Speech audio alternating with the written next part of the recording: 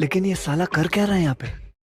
तर जय शिवराय बाबांनो, मी शुभम. आजची सगळी कामं आवरून आजीला पहिले दवाखान्यात घेऊन गेलो आणि नंतर आजीला घरी आणल्यावरती वेल्डिंगवाले काही काम होतं ते असं ते गोठ्यात गायांचं दूध काढताना अन्न बसायला जे पिढं वापरायचे ना त्याची हाईट जरा कमी होती, ती वाढवून घेतली.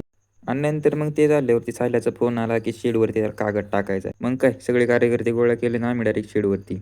आणि नंतर मग कागद टाकता टाकताच पाऊस आला होता. मग पावसापासून बचाव करण्यासाठी आम्ही तोच कागद डोक्यावर घेतला. ह्यो कार्यकर्ता कागद उडू नये म्हणून दुसऱ्याच्या घरावर इटा शोधायला गेला होता. आणि मग कागद टाकून झाल्यावरती मोटर चालू केली होती. मग पहिली गायांसाठी पाणी भरून ठेवलं. नंतर गायांचा गोठा स्वच्छ धुवून घेतला. आणि नंतर मग मस्तपैकी गायांचा गोठा बिटा धुवून झाल्यावरती शेतात जाऊन मोटर बंद केली. 2 hours later. दुपारी मग गायांचा खायचा टाइम झाला होता. मग त्यांना पहिलं खायला टाकून घेतलं आणि गेट उघडून पहिली वार खाल्ली आणि त्याच्यानंतर मोठाली आत घेतली. आणि मग नंतर मुक्त गोठ्यात जिथं गाया बाहेर बसतात तिथं त्यांनी तुडून तुडून खड्डं केलं होतं आणि जरा वल्ल झालं होतं. मग ते सगळं खड्डं बुजवलं आणि मग इकडचं तिकडचं शेण ओढून ते सपाट करून घेतलं. आणि अकॅडमीतून 2 दिवसाच्या सुट्टी आला होता. मग त्याच्या मुहूर्तावरती आम्ही तिघंजण केस कापायला गेलो होतो.